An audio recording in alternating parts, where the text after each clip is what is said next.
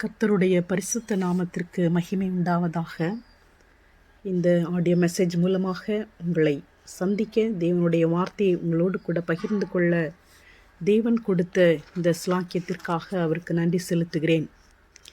இந்த நாளிலே நம்முடைய செய்தியின் தலைப்பை நீங்கள் பார்த்திருப்பீர்கள்.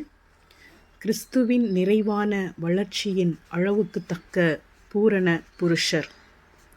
இந்த தலைப்பை பார்க்கும்போதே இது ஒரு கஷ்டமான காரியம் என்று நினைக்க தோன்றுகிறது. ஆனாலும் தேவனுடைய ராஜ்யத்திலே இந்த டேர்ம்ஸ், இந்த காரியங்கள் சொல்லும்போது கடினமாக தோன்றினாலும் அதன் செயல்முறை என்பது லகுவாக்கப்பட்டிருக்கிறது.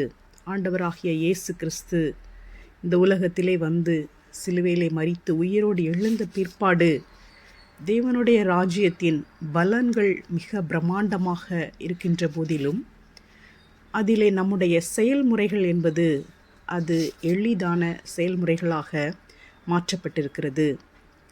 இயேசு சொன்னார், வருத்தப்பட்டு பாரம் சுமக்கிறவர்களே, நீங்கள் எல்லாரும் என்னிடத்தில் வாருங்கள், நான் உங்களுக்கு இளைப்பாறுதல் தருவேன். ஆண்டவராகிய இயேசு கிறிஸ்துவினிடத்தில் வந்திருக்கிற நாம் ஒவ்வொருவரும் மீண்டுமாக வருத்தப்பட்டு பாரம் சுமக்க வேண்டிய தேவையில்லை.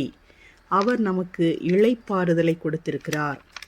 அவருடைய ராஜ்யத்திலே நம்மை வாழ வைப்பது, அவருடைய ராஜ்யத்திலே நாம் எவ்விதமாக ஞானமாக வாழ வேண்டும் என்று சொல்லி நமக்கு கற்றுக் கொடுப்பது, நம்மை நித்திய ராஜ்யத்திலே கொண்டு சேர்ப்பது என எல்லாவற்றிற்கும் அவர் நமக்கு உதவியாளராக பரிசுத்த ஆவியானவரை நமக்குள்ளே கொடுத்திருக்கிறபடியினாலே தேவ ராஜ்யத்தின் செயல்பாடுகள் நாம் நினைப்பதை விட இப்பொழுது எளிமையாக்கப்பட்டிருக்கிறது. இப்போ நிறைவான வளர்ச்சி, கிறிஸ்துவின் நிறைவான வளர்ச்சியின் அளவுக்கு தக்க பூரண புருஷர். அப்போ இப்படி யாருமே இருக்க மாட்டாங்க இந்த உலகத்தில் அப்படி நினைக்க தோணும். இப்படிப்பட்ட பிரசங்கங்களையும் கூட நம்ம அதிகமாக கேட்பதில்லை. ஏன்னா நம்ம இந்த இவ்வளவு இப்படிப்பட்ட டேர்ம்ஸ் எல்லாம் சொல்லி நம்ம பிரசங்கம் பண்ணும்போது, இதெல்லாம் பிரசங்கம் பண்ணுற அளவுக்கு இவங்களுக்கு தகுதி இருக்குதா அப்படின்னு சொல்லி கேட்கக்கூடிய நபர்கள் இருப்பார்கள். இந்த எலியாவை நம்ம பார்க்கிறோம்.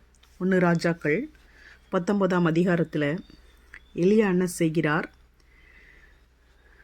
அவர் அங்கே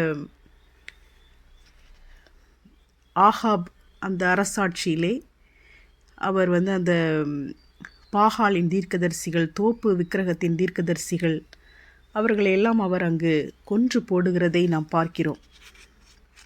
கொன்று போட்டு அவர் என்ன சொல்கிறார்? இந்த 18ஆம் அதிகாரத்திலே, கர்மேல் பர்வதத்திலே பாகாலின் தீர்க்கதரிசிகள் 450 பேர், ஏசபேலின் பந்தியிலே சாப்பிடுகிற தோப்பு விக்கிரகத்தின் தீர்க்கதரிசிகள் 400 பேர். அப்போ மொத்தம் 850 தீர்க்கதரிசிகள் இருக்காங்க. அவங்க ஒரு பக்கத்தில் இருக்காங்க, எலியா ஒரு பக்கத்தில் தனி ஆளாக இருந்து இஸ்ரவேலின் தேவனே தேவன் என்பதை அவர் அங்கு நிரூபிக்கிறார். அங்கு ஒரு காளையை பலி செலுத்தி அங்கு அவர் தேவனை நிரூபிக்கிறதை நாம் பார்க்கிறோம். அதற்கு அடுத்த அதிகாரத்திலே ஏசபேல் என்ன சொல்கிறாள்? அவர்களில் ஒவ்வொருவருடைய பிராணனுக்கு செய்யப்பட்டது போல நான் நாளை இந்நேரத்தில் உன் பிராணனுக்கு செய்யாதே போனால் தேவர்கள் அதற்கு சரியாகவும் அதற்கு அதிகமாகவும் எனக்கு செய்ய கடவர்கள் என்று சொல்ல சொன்னாள். இப்போ ஏசபேல் இப்படி சொன்ன பிற்பாடு இந்த எலியா என்ன செய்கிறார்? அவர் தன்னுடைய பிராணனை காக்க பெயர் செபாவுக்கு போகிறார். போய் வனாந்திரத்திலே ஒரு சூறை செடியின் கீழ் உட்கார்ந்து தான் சாக வேண்டும் என்று சொல்லி அவர் இருக்கிறார். அப்பொழுது ஒரு தேவதூதன் அவருக்கு சுடப்பட்ட அடையையும் தண்ணீரையும் கொடுக்கிறார். அதை அவர் புசித்து குடித்து திரும்பவும் படுத்து கொண்டார். இரண்டாவது அவருக்கு அவர் அவ்விதமாக தூதன் அப்பத்தை கொடுக்கும்போது அதை சாப்பிட்டு அவர் 40 நாள் நடந்து ஓரேப் எனும் தேவனுடைய பர்வதத்திற்கு அவர் போகிறார். அங்கு போய் ஒரு கெபிக்குள்ளே போய் அவர் தங்கியிருக்கிறார். அந்த கெபிக்குள்ளே அவர் தங்கியிருக்கும்போது கர்த்தருடைய வார்த்தை அங்கு அவருக்கு உண்டாகி, எலியாவே, இங்கே உனக்கு என்ன காரியம் என்றார். அப்பொழுது இந்த எலியா சொல்லுகிறார், சேனைகளின் தேவனாகிய கர்த்தருக்காக வெகு பக்தி வைராக்கியமாயிருந்தேன். இஸ்ரவேல் புத்திரர் உமது உடன்படிக்கையை தள்ளிவிட்டார்கள். உம்முடைய பலிபீடங்களை இடித்து உம்முடைய தீர்க்கதரிசிகளை பட்டயத்தினால் கொன்று போட்டார்கள். நான் ஒருவன் மாத்திரம் மீதியாயிருக்கிறேன், என் பிராணனையும் வாங்க தேடுகிறார்கள் என்றான். இந்த எலியா அந்த 850 தீர்க்கதரிசிகளுக்கு எதிராக தனி ஆளாக நின்று அவர் தேவனுக்காக வைராக்கியமாக ஊழியம் செய்தார். ஆனால் இந்த இயேசபேலுடைய வார்த்தையினாலே அவர் சோர்ந்து போனவராக அவர் என்ன சொல்கிறார், நான் ஒருவன் மாத்திரம் மீதியாயிருக்கிறேன், என் பிராணனையும் வாங்க தேடுகிறார்கள் என்று. ஆனால் இந்த எலியாவிற்கு தெரியவில்லை. அந்த 18ஆம் வசனத்திலே தேவன் சொல்கிறார், ஆனாலும் பாகாலுக்கு முடங்காதிருக்கிற முழங்கால்களையும் அவனை முத்தம் செய்யாதிருக்கிற வாய்களையும் உடைய 7000 பேரை இஸ்ரவேலிலே மீதியாக வைத்திருக்கிறேன் என்றார்.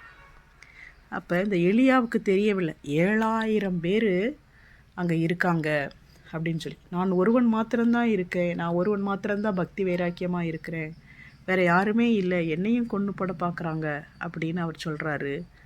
ஆனால் இவருக்கு தெரியலை அங்கே 7000 பேர் இருக்கிறாங்க என்று சொல்லி. இப்போ நம்ம இந்த கிறிஸ்துவின் நிறைவான வளர்ச்சியின் அளவுக்கு தக்க பூரண புருஷர் என்ற இந்த தலைப்பை பார்த்த உடனே நாம் மலைத்து போக வேண்டாம். அப்போ அநேகர் தேவனுடைய ராஜ்யத்திலே செயல்படாமல் அமைதியாக இருக்கிறார்கள். ஆனாலும் நமக்கு தெரியாமலே அநேகர் தேவனுடைய ராஜ்யத்திலே அவர்கள் பக்தி வைராக்கியமாக அவர்கள் செயல்பட்டு கொண்டு தான் இருக்கிறார்கள். நம்ம நினைக்கலாம், ஒருவேளை நம்ம இப்படி தேவனுடைய ராஜ்யத்தில் செயல்படாமல் இருக்கிற மாதிரி, நம்ம கொஞ்சம் ஸ்லகிஷாக இருக்கிற மாதிரி, இதே போல் தான் மற்றவங்களும் இருப்பாங்க அப்படின்னு நம்ம நினைக்கலாம். ஆனால் அநேகர் இருக்கிறார்கள் தேவனுடைய ராஜ்யத்திலே தேவனுக்காக வெகு பக்தி வைராக்கியமாக இருக்கிறவர்கள், கிறிஸ்துவின் நிறைவான வளர்ச்சியின் அளவுக்கு தக்க பூரண புருஷர்களாக ஆக வேண்டும் என்ற வாஞ்சையோடு கூட வாழுகிறவர்கள் இருக்கிறார்கள். எனவே இந்த தலைப்பை நாம் பிரசங்கம் பண்ண வேண்டியது அவசியமாக இருக்கிறது. அப்போ இந்த தலைப்புகளை நாம் பிரசங்கம் பண்ண வேண்டும். நாம் பண்ணும்போது தான் அதை அறியாதவர்கள் கூட ஆவிக்குரிய நிலையில் இப்படிப்பட்ட காரியங்கள் இருக்கிறது என்பதை அவர்கள் அறிந்து கொள்வார்கள். இப்போ நம்ம அந்த துவக்க நிலைமையிலேயே நம்ம எப்போதும் அதையே நம்ம டீச் பண்ணிகிட்டே இருக்கும்போது இந்த ஆழங்களையும் நாம் டீச் பண்ண வேண்டியது அவசியமாக இருக்கிறது. இதையும் மக்கள் தெரிந்து கொள்ள வேண்டும். இப்போ இந்த செய்தியின் மூலமாக கர்த்தர் உங்களோடு கூட பேச வேண்டும் என்று நான் ஜெபிக்கிறேன். மீண்டுமாக சொல்லுகிறேன், தேவனுடைய ராஜ்யத்திலே இப்பொழுது நம்முடைய செயல்பாடுகள் எளிமையாக்கப்பட்டிருக்கிறது பரிசுத்த ஆவியானவரின் உதவியினாலே. எபேசியர் 4ஆம் அதிகாரத்தை நாம் எடுத்துக்கொள்வோம். அங்கு 1ஆம் வசனத்திலே நாம் வாசிக்கிறோம், நீங்கள் அழைக்கப்பட்ட அழைப்புக்கு பாத்திரவான்களாய் நடந்து. அப்போ நாம் ஒவ்வொருவரும் அழைக்கப்பட்டிருக்கிறோம். இப்போ நம்முடைய அழைப்புக்கு நாம் பாத்திரவான்களாக நாம் நடக்க வேண்டும். இப்போ இந்த அதிகாரத்திலே ஒரு அழைப்பு, நம்முடைய அழைப்பு என்ன என்று சொல்லி இங்கு ஒரு அழைப்பை குறித்து நாம் பார்க்கிறோம். 11ஆம் வசனத்திலே, மேலும் நாம் அனைவரும் தேவனுடைய குமாரனை பற்றும் விசுவாசத்திலும் அறிவிலும் ஒருமைப்பட்டவர்களாகி கிறிஸ்துவினுடைய நிறைவான வளர்ச்சியின் அளவுக்கு தக்க பூரண புருஷராகும் வரைக்கும். அப்போ நம்முடைய அழைப்பு, நாம் தேவனோடு கூட ஐக்கியமாக இருப்பதற்காக நம்மை அழைத்திருக்கிறார் என்று சொல்லி அந்த அழைப்பை குறித்து நாம் ஒரு நாள் பார்த்தோம். இப்போ நம்முடைய அழைப்பிலே நாம் தேவனோடு கூட ஐக்கியமாக இருக்க வேண்டும், அவருடைய பிள்ளைகளாக நாம் மாற வேண்டும், இயேசு கிறிஸ்துவுக்கு மனவாட்டியாக நாம் ஆயத்தப்பட வேண்டும். அதை ஒவ்வொரு காரியங்களாக நமக்கு சொல்லி புரிய வைக்கிறார்கள். ஒவ்வொரு வசனத்தின் மூலமாக ஆவியானவர் நமக்கு புரிய வைக்கிறார். இப்போ இந்த வசனத்திலே அவர் எவ்விதமாக நமக்கு அதை புரிய வைக்கிறார் என்று சொன்னால், தேவனுடைய குமாரனை பற்றும் விசுவாசத்திலும் அறிவிலும் ஒருமைப்பட்டவர்களாகி கிறிஸ்துவினுடைய நிறைவான வளர்ச்சியின் அளவுக்கு தக்க பூரண புருஷராகும் வரைக்கும். அப்போ நம்ம கிறிஸ்துவின் வளர்ச்சியை அடையக்கூடிய பூரண புருஷர்களாக நாம் மாற வேண்டும். அதற்காக பரிசுத்தவான்கள் சீர்பொருந்தும் பொருட்டு சுவிசேஷ ஊழியத்தின் வேலைக்காகவும் கிறிஸ்துவின் சரீரமாகிய சபையானது பக்தி விருத்தி அடைவதற்காகவும் அவர் சிலரை அப்போஸ்தலராகவும் தீர்க்கதரிசிகளாகவும் சுவிசேஷகராகவும் மெய்ப்பராகவும் போதகராகவும் ஏற்படுத்தினார். அப்போ இந்த ஊழியர்கள், அப்போஸ்தலர்கள், தீர்க்கதரிசிகள், சுவிசேஷகர்கள், மெய்ப்பர்கள், போதகர்கள், இவர்கள் எதற்காக ஏற்படுத்தப்பட்டிருக்கிறார்கள் என்று சொன்னால், இப்போ நாம் அனைவரும், இப்போ அந்த ஸ்பிரிச்சுவலாக ரொம்ப நல்லா இருக்கிறவங்க அவங்க தான் பூரணர்கள் ஆவாங்க. நம்மளாம் இப்படியே அமைதியாக இருந்துட்டு நம்ம அப்படியே எப்படியோ கஷ்டப்பட்டு பரலோகத்துக்கு போயிடுவோம் அப்படின்னு நம்ம நினைக்க வேண்டாம். நாம் அனைவரும் கிறிஸ்துவினுடைய நிறைவான வளர்ச்சியின் அளவுக்கு தக்க பூரண புருஷராகும் வரைக்கும் பரிசுத்தவான்கள் சீர்பொருந்தும் பொருட்டு சபையானது பக்தி விருத்தி அடைவதற்காக இந்த அப்போஸ்தலர்கள், தீர்க்கதரிசிகள், மேய்ப்பர்கள் ஏற்படுத்தப்பட்டிருக்கிறார்கள். அப்போ இந்த ஊழியர்கள் ஏற்படுத்தப்பட்டிருக்கிறது எதற்கு? நம்ம பூரண புருஷராவதற்கு அவர்கள் நம்மளை டீச் பண்ணுறாங்க. அப்போது இந்த நேரத்திலையும் கூட நானும் உங்களுக்கு இந்த ஒரு சுவிசேஷத்தை தான் சொல்ல விரும்புகிறேன். கிறிஸ்துவனுடைய நிறைவான வளர்ச்சியின் அளவுக்கு தக்க பூரண புருஷராக நாம் மாறுவது எப்படி என்று நாம் முழுவதுமாக நாம் அதை பார்க்க போவதில்லை. ஏன்னா முழுவதுமாக எனக்கு தெரியாது. நம்ம ஏற்கனவே நான் சொல்லியிருக்கிறேன் உங்களுக்கு, நம்ம சேனலோட பெயர் கூட ஃபவுண்டன்ஸ் ட்ராப். அது எதுக்கு வச்சுருக்கோன்னா, என்னை விசுவாசிக்கனுடைய உள்ளத்தில் இருந்து ஜீவ தண்ணீர் உள்ள நதிகள் புறப்படும் என்று ஆண்டவர் சொன்னார். அதான் அந்த ஜீவ ஊற்றில் இருந்து ஒரு துளி என்ற அர்த்தத்தில் தான் இந்த ஃபவுண்டன்ஸ் ட்ராப் என்ற பெயரை நாம் வைத்திருக்கிறோம். அப்போ இந்த வெளிப்பாடுகள், தேவனுடைய மகத்துவங்கள் ஜீவ ஊற்றாக, ஜீவ தண்ணீராக இருக்கிறது. அது இதனுடைய வெளிப்பாடுகள், வல்லமைகள், மகத்துவங்கள் அது நம்மால் அறிந்து கொள்ள முடியாத அளவிற்கு, முழுவதுமாக அறிந்து கொள்ள முடியாத அளவிற்கு அது மிக பிரம்மாண்டமாக, மிக பெரியதாக இருக்கிறது. ஒரு துளி போல அளவிற்கு நாம் அதை அறிந்து கொள்ளுகிறோம். எனவே இன்றைய தினத்திலேயும் ஒரு சிறு துளியாக நாம் இதை அறிந்து கொள்ளப் போகிறோம். தேவன் தாமே நமக்கு உதவி செய்வாராக. இப்போ தேவன் தான் உங்களோடு கூட பேசி கொண்டிருக்கிறார். ஏனெனில் நான் ஒரு பூரண புருஷராயிட்டேன். நான் கிறிஸ்துவின் நிறைவான வளர்ச்சியின் அளவுக்கு தக்க பூரண புருஷனாக நான் மாறிட்டேன். அதனால இந்த மெசேஜை நான் பண்ணுறேன் அப்படின்னு யாருமே சொல்ல மாட்டாங்க. நானும் அதை சொல்ல மாட்டேன். அதனால் தேவன் நம்மோடு கூட பேசுகிறார், உங்களோடும் என்னோடும். அப்போது இந்த எபேசியரில் நம்ம பார்க்கிறோம், 4ஆம் அதிகாரத்திலே 4ஆம் வசனம், உங்களுக்கு உண்டான அழைப்பினாலே நீங்கள் ஒரே நம்பிக்கைக்கு அழைக்கப்பட்டது போல ஒரே சரீரம் என்று சொல்லி நாம் பார்க்கிறோம். அப்போ நம்ம ஒரே சரீரத்திலே இருந்து வாழ்வதற்காக நாம் அழைக்கப்பட்டிருக்கிறோம். ஒரே நம்பிக்கைக்கு அழைக்கப்பட்டது போல ஒரே சரீரமாக இருப்பதற்கு நாம் அழைக்கப்பட்டிருக்கிறோம். அப்புறம் அடுத்தபடியாக நாம் என்ன பார்த்தோம்? கிறிஸ்துவினுடைய நிறைவான வளர்ச்சியின் அளவுக்கு தக்க பூரண புருஷர். அப்போ நம்ம சரீரமாக இருக்கிறபடினாலே நாம் அனைவரும் சேர்ந்து சபை, மறுபடியும் பிறந்தவர்கள் அனைவரும் சேர்ந்து சபையாக இருந்து நாம் கிறிஸ்துவின் சரீரமாக இருக்கிறோம். இந்த சபையானது கிறிஸ்துவினுடைய நிறைவான வளர்ச்சியின் அளவுக்கு தக்க பூரண புருஷராக வேண்டும். இப்போ நாம் சரீரமாக இருக்கிறபடினாலே நாம் வளர வேண்டும், நாம் பூரண புருஷர்களாக நாம் மாற வேண்டும். அப்போ நாம் ஒரே நம்பிக்கைக்கு அழைக்கப்பட்டது போல ஒரே சரீரமாக இருப்பதற்கு நாம் அழைக்கப்பட்டிருக்கிறோம்.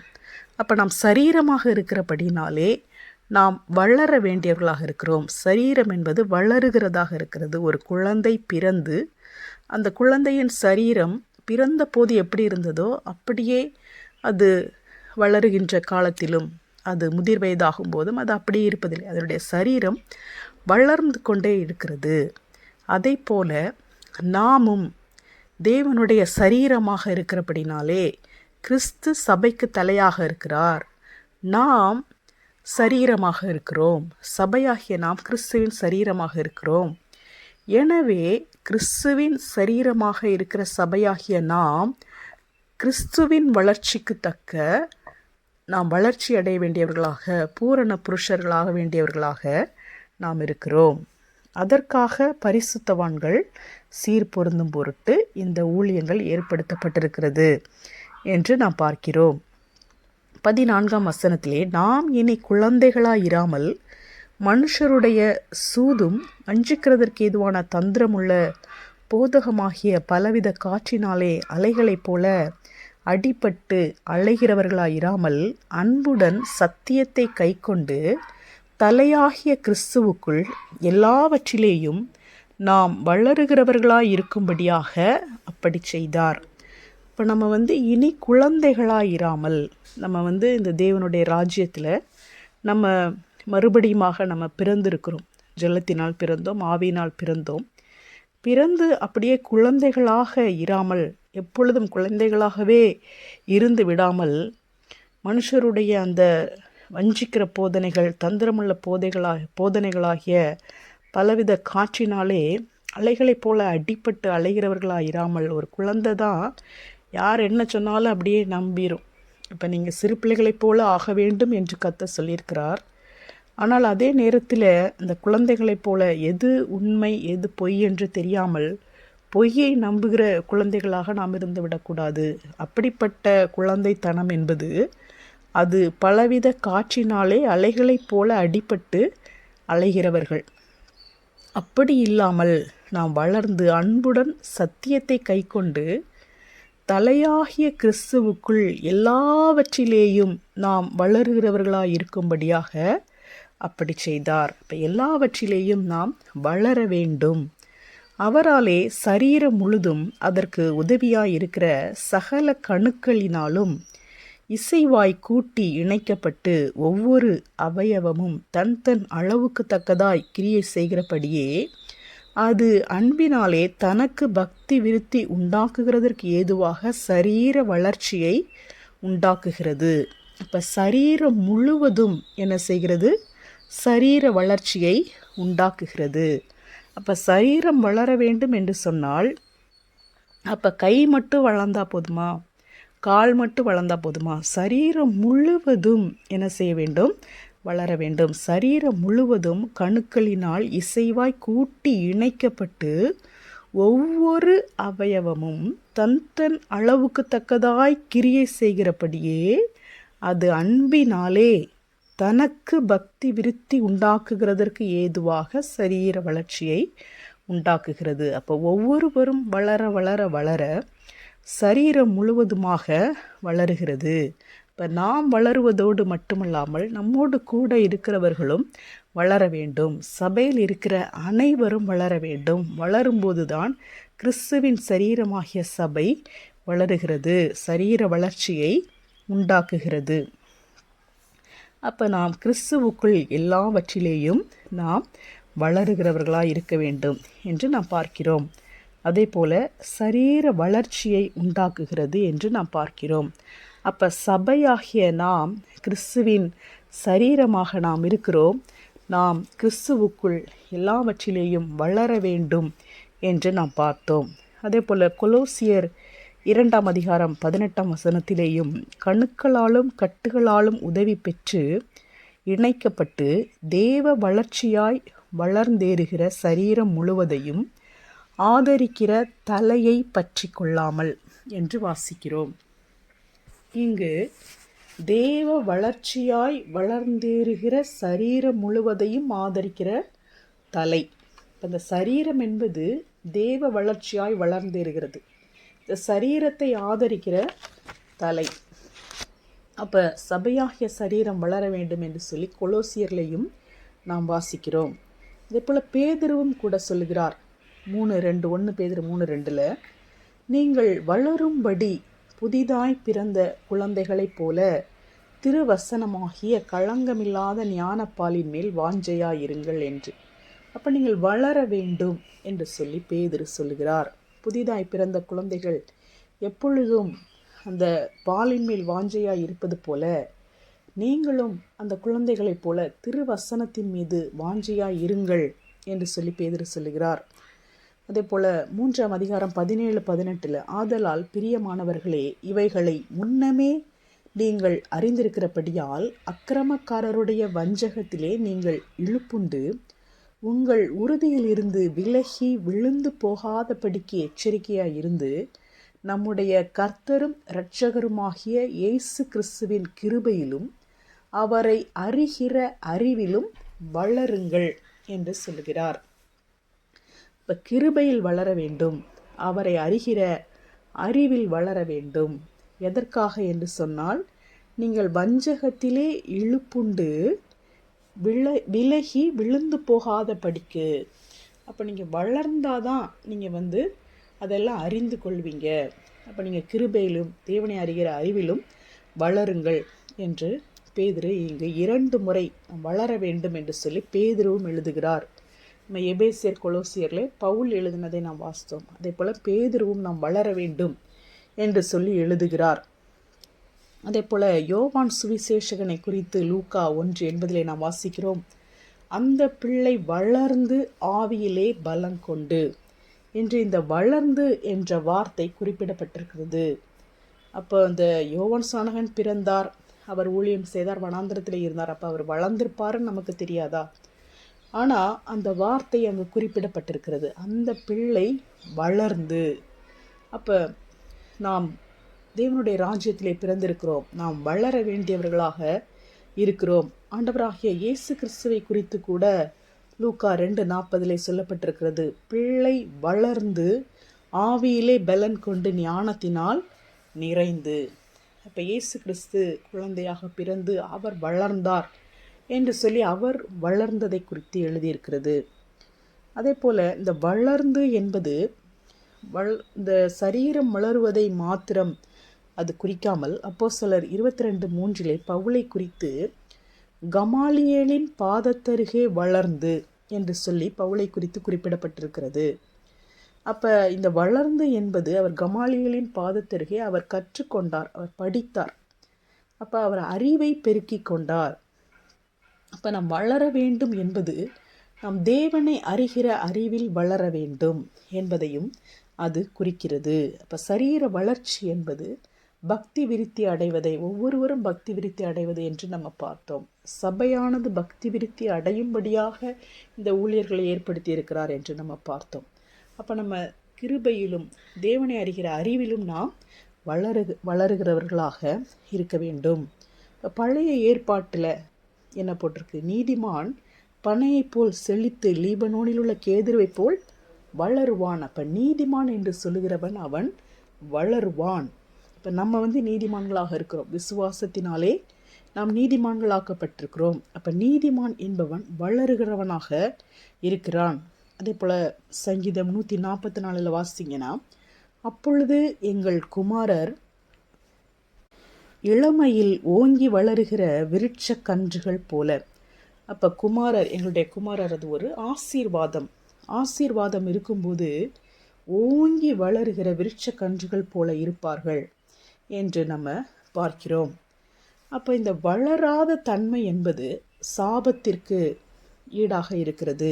ஏசாயா 37:24 ஓங்கி வளரும் முன் தீந்து போகும் பயிருக்கு என்று சொல்லப்பட்டிருக்கிறது. ஓங்கி வளருவதற்கு முன்பாகவே அது காய்ந்து போய்விடுகிற பயிர், அது சாபத்தை குறிக்கிறது. அப்போ வளர்ச்சி இல்லாத நிலை அது ஒரு சாபமாக இருக்கிறது. இப்போ நீதிமான்களாக இருக்கிற நாம், தேவனுடைய பிள்ளைகளாக இருக்கிற நாம், கிறிஸ்துவின் சரீரமாக இருக்கிற நாம் வளருகிறவர்களாக நாம் இருக்க வேண்டும். அப்போ குழந்தை ஞான பாலின் மேல் வாஞ்சையாக இருக்கிறது. அப்போ நீங்களும் வளரும்படி குழந்தையைப் போல ஞானப்பாலின் மேல் வசனமாகிய ஞானப்பாலின் மேல் வாஞ்சையாக இருங்கள் என்று சொல்லி பேதுரு சொன்னார்.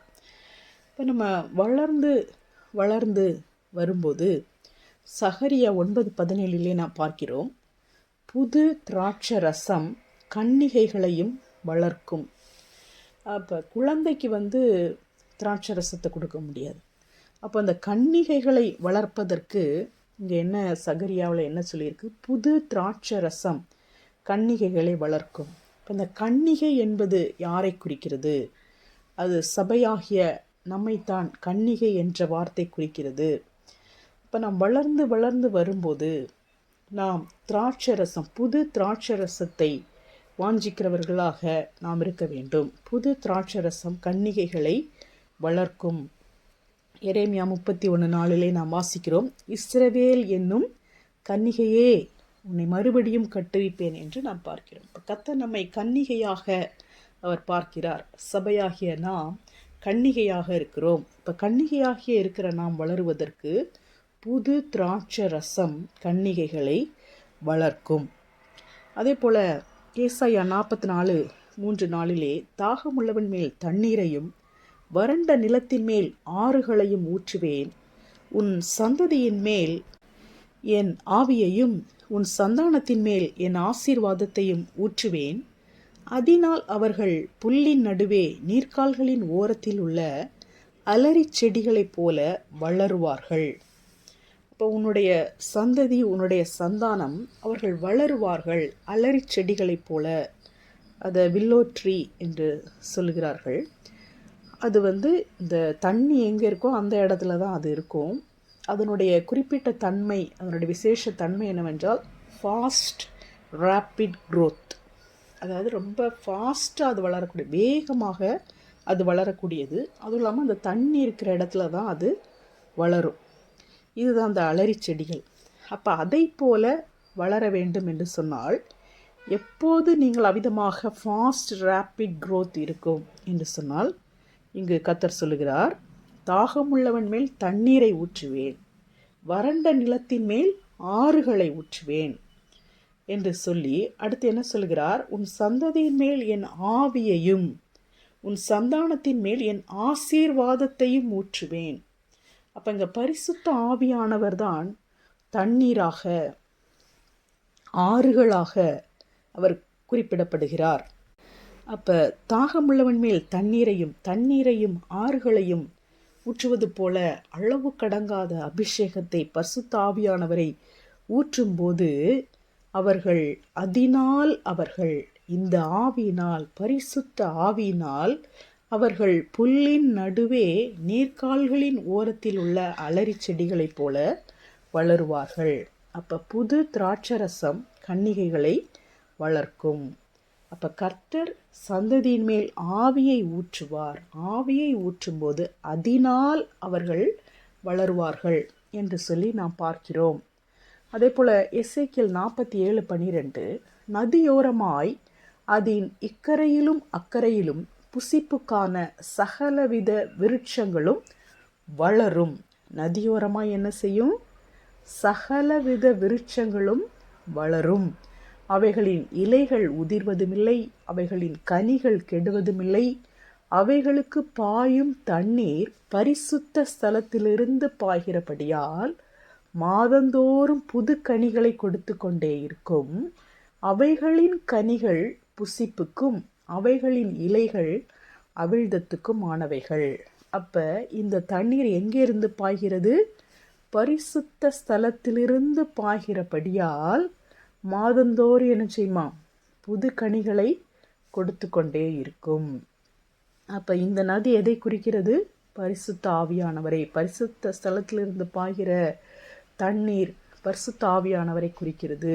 அப்போ நதியோரமாக இருக்கிற புசிப்புக்கான சகலவித விருட்சங்களும் வளரும். அது புது கனிகளை கொடுக்கும். அதன் கனிகள் புசிப்புக்கு ஏதுவானவைகள், அவைகளின் இலைகள் மருந்துக்கானவைகள் என்று சொல்லி நாம் பார்க்கிறோம்.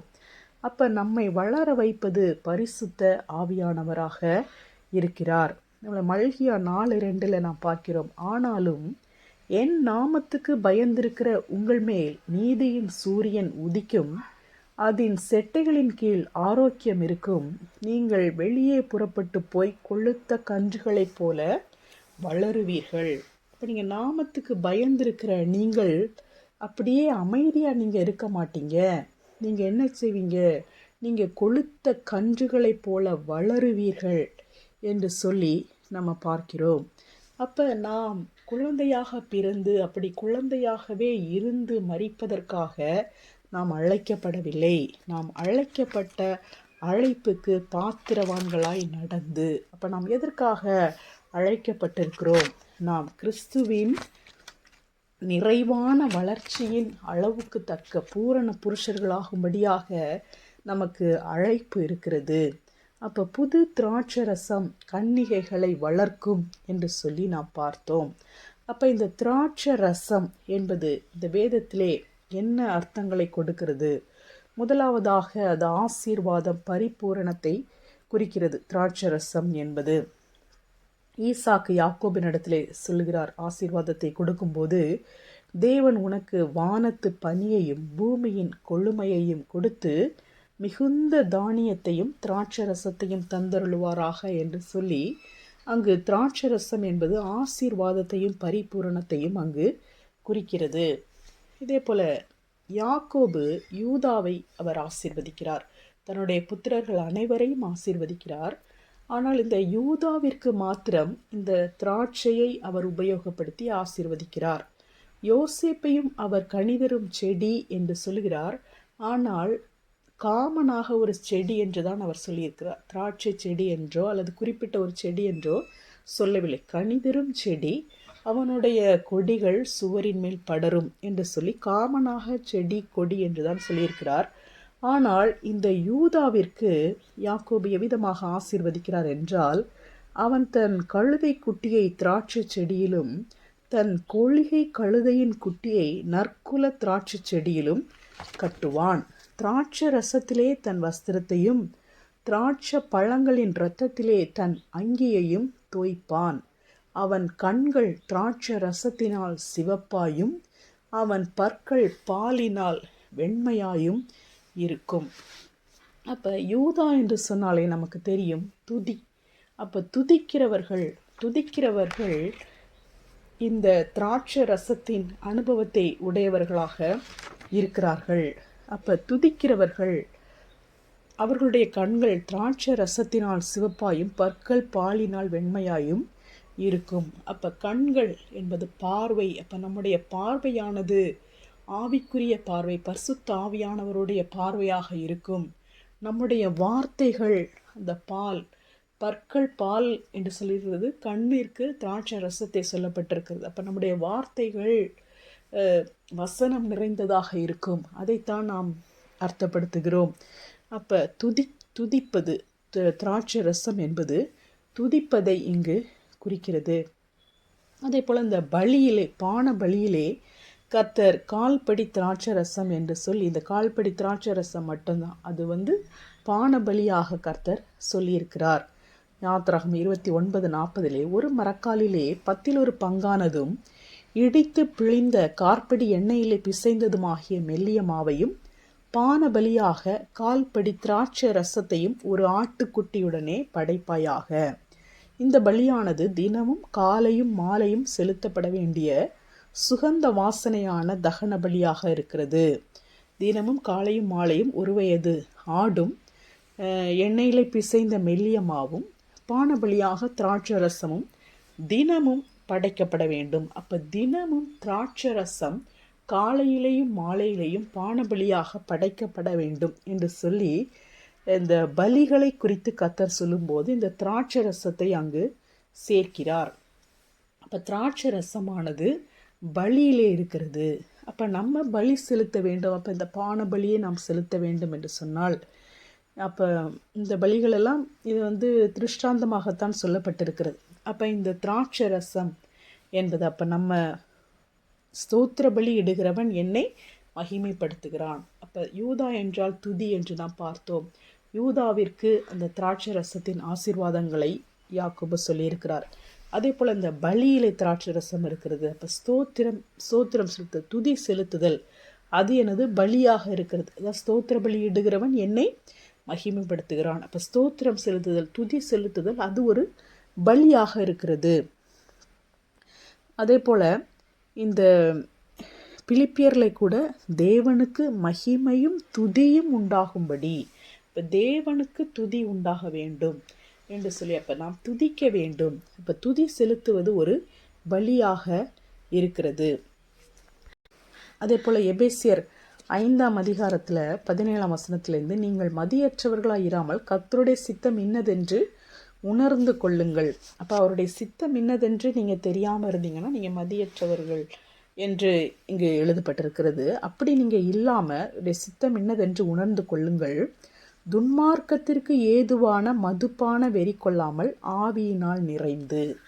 இந்த மதுபான வெறி, திராட்சரசம் என்று சொன்ன உடனே மதுபானத்துக்கு பெயரக்கூடாது. அந்த மதுபான வெறி என்னது? துன்மார்க்கத்திற்கு ஏதுவான மதுபான வெறி. அந்த வெறியை நீங்கள் கொள்ளாமல் பரிசுத்த ஆவியினால் நிறைந்து சங்கீதங்களினாலும் கீர்த்தனைகளினாலும் ஞான பாட்டுகளினாலும் ஒருவருக்கொருவர் புத்தி சொல்லிக்கொண்டு உங்கள் இருதயத்தில் கர்த்தரை பாடி கீர்த்தனம் பண்ணி நம்முடைய கர்த்தராகிய இயேசு கிறிஸ்து நாமத்தினாலே எப்பொழுதும் எல்லாவற்றிற்காகவும் பிதாவாகிய தேவனை ஸ்தோத்தரித்து. அப்போ இந்த மதுபான வெறி கொள்ளாமல் பரிசுத்த ஆவியினால் நிறைந்து. அப்போ இந்த மதுபான வெறியை எதுக்கு இங்கே சொல்கிறாங்க? சாதாரணமாக சொல்லலாம், நீங்கள் துதிங்க ஸ்தோத்திரிங்க அப்படின்னு சொல்லி. ஆனால் இந்த மதுபான வெறியை சொல்லி அந்த வெறி நீங்கள் கொள்ளாமல் பரிசுத்த ஆவியினால் நீங்கள் நிரம்பிடுங்க என்று சொல்லுகிறார். அப்போ இந்த திராட்சரசம், புது திராட்சரசம், அதான் சொல்லியிருக்கு, புது திராட்சரசம் கன்னிகைகளை வளர்க்கும். அப்போ உடனே நம்ம மதுபானத்துக்கு நம்ம போயிடக்கூடாது. இப்போ மதுபானம் துன்மார்க்கத்திற்கு ஏதுவானது. அந்த வெறி நீங்கள் கொள்ளாமல் பரிசுத்த ஆவியினால் நீங்கள் நிறைந்து நீங்கள் என்ன செய்யணும்? சங்கீதங்களினாலும் உங்கள் இருதயத்தில் கர்த்தரை பாடி கீர்த்தனம் பண்ணி பிதாவாகிய தேவனை எப்பொழுதும் எல்லாவற்றிற்காகவும் ஸ்தோத்தரித்து. அப்போ இந்த எப்பொழுதும் இந்த பானபலியை நாம் செலுத்த வேண்டும் என்று சொன்னால் நம்ம என்ன செய்யணும்? எப்பொழுதும் நம்ம துதித்து கொண்டே இருக்க வேண்டும். இப்போ நாம் துதித்து கொண்டே இருக்கும்போது அது நாம் பானபலியாக திராட்சை ரசத்தை செலுத்துவதாக இருக்கிறது. தான் கர்த்தர் சொல்லியிருக்கிறார், இந்த ஜனத்தை எனக்கென்று ஏற்படுத்தினேன், இவர்கள் என் துதியை சொல்லி வருவார்கள். அப்போ இவர்களை எனக்கென்று ஏற்படுத்தினேன், எனக்காக தான் அவங்கள உண்டாக்கியிருக்கேன். அவங்க என்ன செய்வாங்க? என்னுடைய துதியை தான் அவங்க சொல்லுவாங்க. ஆனால் நம்ம ஆண்டவருடைய துதியை நம்ம சொல்கிறோமா? எப்போவும் நம்ம இதில் எபேசியரில் நம்ம வாசித்தோம், எப்பொழுதும் எல்லாவற்றிற்காகவும் பிதாவாகிய தேவனை ஸ்தோத்தரித்து என்று நம்ம பார்த்தோம். இப்போ அப்படி நம்ம வாழுகிறோமா? அந்த யோபு சரித்திரத்தை நம்ம பார்க்கும்போது நமக்கு ஒரு பிரச்சனை வந்துச்சுன்னா போதும், உடனே நம்ம என்ன சொல்லுவோம்? நான் தான் அந்த யோபு, இந்த காலத்து யோபு நான் தான். யோபு ஒரு பாவமே செய்யலை, ஆனால் அவனுக்கு அவ்வளோ பிரச்சனை வந்துச்சு. அதே போல் இப்பவும் நான் எந்த தப்புமே செய்யலை, எனக்கு இந்த பிரச்சனை வந்துச்சு, நான் தான் இந்த காலத்து யோபு அப்படின்னு சொல்லி நம்ம நினைக்கிறோம். ஆனால் இந்த யோபின் சரித்திரத்தில் இருந்து நம்ம ஒரு சத்தியத்தை நாம் கற்றுக்கொள்ளலாம். இந்த யோபு மனுஷங்க அவரை நல்லவங்கன்னு சொல்கிறத விட தேவன் அவரை பார்த்து என்ன சொல்லியிருக்கிறாரு? நல்லவன் என்று சொல்லியிருக்கிறார்.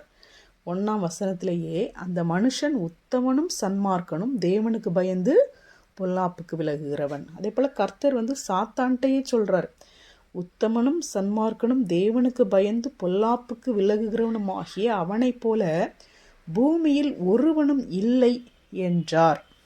நம்ம எலியா விஷயத்தில் பார்த்தோம். எலியா சொன்னார், நான் மட்டும்தான் இருக்கேன் அப்படின்னு. அப்போ ஆண்டவர் சொன்னார், இல்லை நீ மட்டும் இல்லை, உனக்கு தெரியாமல் 7000 பேர் இருக்காங்க அப்படின்னு சொன்னார். ஆனால் இந்த விஷயத்தில் பாருங்கள், யோபை போல் பூமியில் ஒருவனும் இல்லை.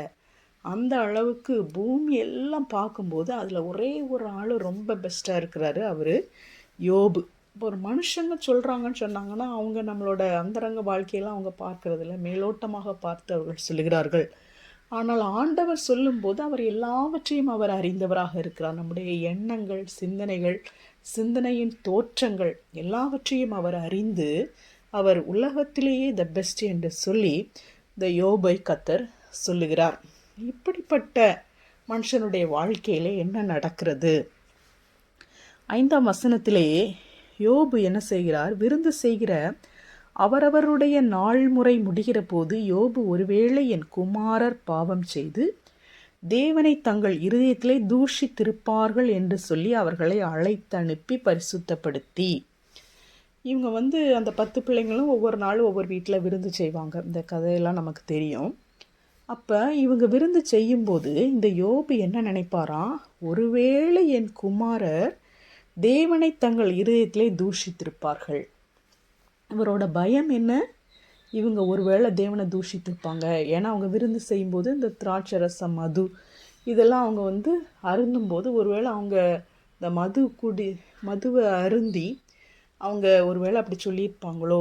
ஏன்னா ஒருவேளை அந்த காலத்தில் அப்படி ஒரு இருக்கலாமா இருக்கும். அந்த மாதிரி ரொம்ப சந்தோஷம் வந்தால் உடனே தேவனை தூஷிக்கிறது அவங்களோட பழக்கமாக இருந்திருக்கலாம். அப்போ இவங்களும் விருந்து செஞ்சு தேவனை தூஷித்திருப்பாங்களோ அப்படின்னு சொல்லி பயந்து இவங்க விருந்து செஞ்சோன்னே மறுநாளை கூப்பிட்டு அவங்கள அழைத்து அனுப்பி அவங்கள பரிசுத்தப்படுத்தி எல்லாருடைய லக்கத்தின்படியையும் சர்வாங்க தகன பலிகளை அவர் செலுத்தி வருவார். அப்போ இந்த யோபு வேற சொல்லுகிறார், நான் பயந்த காரியம் எனக்கு நேரிட்டது, நான் அஞ்சினது எனக்கு வந்தது. அப்போ நான் பயந்த காரியம் எனக்கு நேரிட்டதுன்னா இவர் பயப்பட்டது இந்த ஒரு காரியம்தான், ஒருவேளை இவங்க தூஷித்திருப்பாங்களோ அப்படின்னு. அப்போ இவர் பயந்த காரியம் நேரிட்டது என்று சொல்லுகிறார். அப்போ ஒருவேளை இவங்க அந்த நாளில், அந்த அழிவு நடந்த நாளில் ஒருவேளை இது நடந்திருக்கலாம். அதனால அந்த சாத்தானுக்கு இடம் கிடச்சி அவன் அவங்கள அழிச்சிருக்கலாம் என்று நான் நினைக்கிறேன். ஆனால் இவர் பயந்தது இந்த ஒரு காரியம்தான். ஆனால் அதை சொல்லிக்க நான் பயந்தது நேரிட்டது என்று சொல்லி. அப்போ இவர் பயப்படுறார், பிள்ளைங்க தூஷித்திருப்பார்களோ அப்படின்னு. ஆனால் இந்த சாத்தான் தேவன்கிட்ட என்ன சொல்கிறான், கர்த்தர் சாத்தான் இடத்துல யோபு ரொம்ப தேவனுக்கு பயந்து இருக்கிறான் அப்படின்னு சொல்லும்போது இந்த சாத்தான் என்ன சொல்கிறான், நீங்கள் உங்கள் கையை நீட்டி அவனுக்கு உண்டானவிலெல்லாம் தொடுவீரானால் அப்பொழுது அவன் முகத்துக்கு எதிரே உம்மை தூஷிக்கானோ பாரும் என்றான். இந்த உம்மை தூஷிப்பான், நீங்கள் அவனோட ஆசீர்வாதத்தெல்லாம் எடுத்துருங்க, யோபு உங்களை தூஷிப்பான் அப்படின்னு சொல்லி இந்த சாத்தான் சொல்கிறான். அப்போ இந்த யோபுக்கு வருகிற டெஸ்ட் என்ன, அவன் தேவனை தூஷிக்கிறானா இல்லையா, அதுதான் அந்த டெஸ்ட்டு. அப்போ ஆண்டவர் சொல்கிறாரு, சரி எல்லா ஆசீர்வாதத்தை எடுத்துக்கோ அப்படின்னு சொல்லும்போது இந்த யோபு என்ன செய்கிறாரு, 1:22 இவை எல்லாவற்றிலும் யோபு பாவம் செய்யவும் இல்லை, தேவனை பற்றி குறை சொல்லவும் இல்லை. தூஷிக்கானோ பாரும் அப்படின்னு சொன்னால, ஆனால் ஆசீர்வாதமெல்லாம் போனதுக்கப்புறம் யோபு என்ன செய்யலாம், தேவனை பற்றி குறை சொல்லவில்லை. அதுக்கப்புறம் திரும்பவும் சாத்தான் வரான். திரும்பவும் வந்தோடனே ஆண்டவர் சொல்கிறாரு, நீ முகாந்திரம் இல்லாமல் அவனை நிர்மூலமாக்கும்படி நீ என்னை ஏவின போதிலும் அவன் இன்னும் தன் உத்தமத்திலே உறுதியாய் நிற்கிறான் என்றார். அப்போ இந்த உத்தமம் என்னது, தேவனை பற்றி குறை சொல்லவில்லை. இவன் சொன்னால் நீங்கள் ஆசீர்வாதத்தை எடுத்துட்டீங்கன்னா அவன் உங்களை தூஷிப்பான் அப்படின்னு. ஆனால் யோபு என்ன செய்யல, தூஷிக்கலை. அப்போ உத்தமத்தில் அவன் உறுதியாக இருக்கிறான் அப்படின்னு ஆண்டவர் சொல்கிறார். அப்போ இந்த சாத்தான் சொல்கிறான், நீங்கள் அவன் எலும்பையும் மாம்சத்தையும் தொடுங்க, 2:5 அப்பொழுது அவன் உமது முகத்துக்கு எதிரே உம்மை தூஷிக்கானோ பாரும் என்றான். இப்போ ஆசீர்வாதத்தை தானே எடுத்திருக்கீங்க, இப்போ அவனை உடம்ப தொடுங்க, தோளுக்கு பதிலாக தோளையும் ஜீவனுக்கு பதிலாக எல்லாவற்றையும் கொடுத்து விடுவான். இப்போ நீங்கள் அவன் எலும்பையும் மாம்சத்தையும் தொடுவீரானால் அப்பொழுது அவன் முகத்துக்கு எதிரே உம்மை தூஷிப்பான் அப்படின்னு சொல்கிறான். அப்போ ஆண்டவர் சொல்கிறாரு, சரி, அந்த டெஸ்ட்டுக்கும் கர்த்தர் சரின்னு சொல்கிறார். அப்போது அவனுக்கு யோபுக்கு என்ன நடக்குது, யோபின் உள்ளங்கால் தொடங்கி உச்சந்தலை மட்டும் கொடிய பருக்களால் அவனை பாதித்தான். அப்பவும் இந்த யோபு என்ன செய்யலை, தூஷிக்கலை. அப்போ இந்த சாத்தானுக்கு தாங்க முடியலை. உடனே இந்த மனைவி, யோபின் மனைவி, அவங்களுக்கும் எல்லாமே இழந்து தான் போயிருக்கு. யோபுக்கு மட்டும் அந்த வழி கிடையாது, யோபின் மனைவிக்கும் அந்த வழி இருக்குது. அவங்களுக்கும் 10 பிள்ளைங்க செத்துருக்காங்க, அவங்களுக்கும் எல்லா ஆசீர்வாதமும் போயிருக்கு. கணவனுக்கு இவ்வளோ பிரச்சனை இருக்குது. அப்போ அவங்க பலவீனத்தில் அவங்களுக்குள்ளே சாத்தான் போவதற்கான அவங்க அவ்வளோ பலவீனமாக அவங்க ஆயிட்டாங்க. இப்போ அவங்களுக்குள்ளே போய் அந்த சாத்தான் யார் மூலமாவது யோபுக்கு சொல்லணும்னு சொல்லி அந்த மனைவி மூலமாக அந்த சாத்தான் சொல்கிறான், நீர் இன்னும் உம்முடைய உத்தமத்தில் உறுதியாக நிற்கிறீரோ, தேவனை தூஷித்து ஜீவனை விடும். அப்போ சும்மா சொல்ல வேண்டியதானே, நீங்கள் எதுக்கு இன்னும் பண்ணிகிட்ருக்கீங்க, அப்படி ஜீவனை விடுங்க அப்படின்னு சொல்லதுக்கு இல்லாமல் தேவனை தூஷித்து ஜீவனை விடு. இப்போ என்ன பண்ணாலும் இந்த யோபு என்ன செய்ய மாட்டேங்கிறான், தேவனை தூஷிக்க மாட்டேங்கிறானே. அப்போ தேவனை தூஷி அப்படின்னு சொல்லி டைரெக்டாக அந்த சாத்தான் என்ன செய்கிறான், யோபின் மனைவி மூலமாக வந்து சொல்கிறான். அப்பவும் அந்த யோபை பற்றி என்ன போட்டிருக்கு 10ஆம் வசனத்தில், அதற்கு அவன், நீ பைத்தியக்காரி பேசுகிறது போல பேசுகிறாய், தேவன் கையிலே நன்மையை பெற்ற நாம் தீமையையும் பெற வேண்டாமோ என்றான். இவைகள் எல்லாவற்றிலும் யோபு தன் உதடுகளினால் பாவம் செய்யவில்லை. அப்போ இவை எல்லாவற்றிலும், இது எல்லாம் நடந்தப்பவும் யோபு என்ன செய்யலையாம், உதடுகளினால் பாவம் செய்யவில்லை. அப்போ இந்த சாத்தா சொன்னான் நம்ம தூஷிப்பான். ஆனால் இந்த யோபு என்ன செய்யலை, உதடுகளினால் பாவம் செய்யவில்லை. ஆனால் இந்த வாலண்டியராக வந்து ஒரு 3 பேர் வந்து மாட்டுறாங்க, அவங்க ஃப்ரெண்ட்ஸு. அவங்க வரும்போதே வந்து அவரோட துக்கம் மகா கொடியது என்று கண்டு யோபுவோடு ஒரு வார்த்தையும் பேசாமல் இரவு பகல் 7 நாள் அவனோடு கூட தரையில் உட்கார்ந்துருந்தாங்க. அந்த அளவுக்கு அவருடைய துக்கம் கொடியது அப்படின்னு அவங்களுக்கு தெரியுது. அப்புறம் வாயை திறந்து பேச ஆரம்பித்தோன்னே இந்த ஃப்ரெண்ட்ஸ்லாம் என்ன சொல்கிறாங்க, நீங்கள் பாவம் செஞ்சுருப்பீங்க, அதனால தான் உங்களுக்கு இப்படி ஆயிருக்கு, பாவம் செஞ்சனால தான் ஆண்டவர் உங்களுக்கு இதை கொடுத்துருக்காரு அப்படின்னு சொல்லி கர்த்தருக்கு அவங்க வந்து சப்போர்ட்டாக பேசி, யோபு வந்து பாவம் செஞ்சுருக்காரு, அதனால தான் ஆண்டவர் இப்படி பண்ணியிருக்காரு அப்படின்னு அவங்க சொல்கிறாங்க. அப்போது கடைசியாக கர்த்தர் பேசுகிறார். இப்போ கர்த்தர் பேசும்போது என்ன சொல்கிறாரு, அந்த எலிகுவை பார்த்து ஃபஸ்ட்டு சொல்கிறார் 38 அதிகாரத்தில், அறிவில்லாத வார்த்தைகளினால் ஆலோசனையை அந்தகாரப்படுத்துகிற இவன் யார். அந்த எலிகு ஆண்டவர் சொல்கிறார். அப்போ யோபுக்கு டெஸ்ட்டு, அவன் தேவனை தூஷிக்கிறானா இல்லையா. அந்த டெஸ்ட்டில் யோபு என்ன செஞ்சிட்டாரு, பாஸ் ஆகிட்டார். இப்போ இவங்க வந்தவங்க அமைதியாக இருந்துட்டு போயிருக்கலாம். இவங்க வந்து நீங்கள் பாவம் செஞ்சனால தான் ஆண்டவர் உங்களை அப்படி அடிக்கிறாரு இப்படி அடிக்கிறாருன்னு சொல்லி இவங்க ஆண்டவரை பற்றி இவங்க சொல்கிறாங்க. இப்போ இவர் பாவம் செய்யலைன்னு சொல்லி ஃபஸ்ட்டே ஆண்டவரே சொல்லிட்டார். அப்போ பாவம் செஞ்சால் அப்படி அடிப்பாங்க இப்படி அடிப்பாங்க அப்படின்னு சொல்லி ஆண்டவருக்கு சப்போர்ட் பண்ணுற மாதிரி சொல்கிறதெல்லாம் அது சரியான நம்மளையே நாம் நிதானித்து கொள்ள வேண்டும். இப்படி சொன்னவங்களுக்கு ஆண்டவர் சொல்கிறாரு, எலிகுவை பார்த்து, அறிவில்லாத வார்த்தைகளினால் ஆலோசனை அந்தகாரப்படுத்துகிற இவன் யார் அப்படின்னு எலிகுவை பார்த்து சொன்னார். அதே போல் இந்த எலிப்பாஸ் இவங்களாம் இருக்காங்கள்ல, இவங்களை பார்த்து என்ன சொல்கிறாரு 42:7, கர்த்தர் தேமானியனான எலிப்பாஸை நோக்கி, உன்மேலும் உன் 2 சிநேகிதர் மேலும் எனக்கு கோபம் மூழுகிறது. என் தாசனாகிய யோபு பேசினது போல் நீங்கள் என்னை குறித்து நிதானமாய் பேசவில்லை.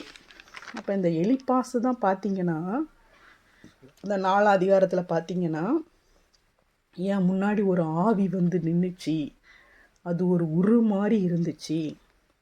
அப்போ வந்து மனுஷன் தேவனை பார்க்கலும் நீதிமானாக இருப்பானோ அப்படிலாம் எனக்கு சத்தம் கேட்டுச்சு அப்படிலாம் அவன் சொன்னான் அந்த எலிப்பாஸ். ஆனால் அந்த எலிப்பாஸை பார்த்து ஆண்டவர் என்ன சொல்கிறாருன்னா, உண்மையில எனக்கு கோபம் மூழுகிறது, நீ சொன்னதெல்லாம் கேட்டு எனக்கு கோபம் தாண்டா வருது அப்படின்னு ஆண்டவரே சொல்கிறார். என் தாசனாகிய யோபு பேசினது போல் நீங்கள் என்னை குறித்து நிதானமாய் பேசவில்லை. திரும்ப 2வது தடவையும் சொல்கிறார் அடுத்த வசனத்தில், என் தாசனாகிய யோபு உங்களுக்காக வேண்டுதல் செய்வான், அவன் முகத்தை பார்த்து உங்களை உங்கள் புத்தியீனத்துக்கு தக்கதாக நடத்தாதிருப்பேன். என் தாசனாகிய யோபு பேசினது போல் நீங்கள் என்னை குறித்து நிதானமாய் பேசவில்லை என்றார். அப்போ ஆண்டவரும் சொல்லிட்டாரு, யோபு என் தாசனாகிய யோபு தான் நிதானமாக பேசினார், அவரை மாதிரி நீங்கள் யாருமே பேசலை. நீங்கள் பேசினதெல்லாம் பார்த்தா உங்கள் மேலே எனக்கு கோபம் வருது. நான் யோபோட முகத்தை பார்த்து தான் நீங்கள் உங்களோட புத்தினத்துக்கு தக்கதாக உங்களை நான் நடத்தாமல் இருப்பேன் அப்படின்னு சொல்லி. அப்போ நம்ம இஷ்டத்துக்கு வந்து ஆண்டவர் வந்து நல்லவர், கர்த்தர் நல்லவர் என்பதை ருசித்து பாருங்கள். அப்போ அவர் வந்து நல்லவர் மட்டும்தான், அவர்கிட்ட வந்து தீமை என்று ஒன்றுமே அவர்கிட்ட கிடையாது. இப்போ நம்மளாம் என்னமோ ரொம்ப தெரிஞ்ச மாதிரி, நீ இதை செஞ்சேன்னா அவர் அப்படி அடிச்சிருவாராக்கும் கொன்றுவாராக்கும் அப்படி இப்படின்னு நம்மளாம் சொல்கிறோன்னா இந்த யோபை வந்து நல்லா படிச்சுக்கணும். அப்போ இப்படிலாம் சொல்லும்போது ஆண்டவர் என்ன சொல்வார், உண்மையில் எனக்கு கோபம் முழுதுன்னு சொன்னாலும் ஆச்சரியம் இல்லை. அப்போ ஆண்டவரை பற்றி நம்ம நல்ல விஷயத்தை தான் நம்ம சொல்லணும். இப்போ இந்த ஜனத்தை எனக்கென்று ஏற்படுத்தினேன், இவர்கள் என் துதியை சொல்லி வருவார்கள் என்று கர்த்தர் சொல்லியிருக்கிறார். அப்போ நம்ம ஆண்டவருடைய துதியை நாம் சொல்ல வேண்டும். அப்போ ஒவ்வொருவருடைய பிரச்சனை இப்போ யோபுக்கு அவர் நல்லவர்னு ஆண்டவரே சர்டிஃபிகேட் கொடுத்துட்டாரு. என்ன நடந்தாலும் தேவனை தூஷிக்க மாட்டாருன்னு சொல்லி அங்கே ஒரு சேலஞ்சு, அந்த சேலஞ்சில் அவர் ஜெயிச்சிட்டார். அது அவரோட வாழ்க்கை.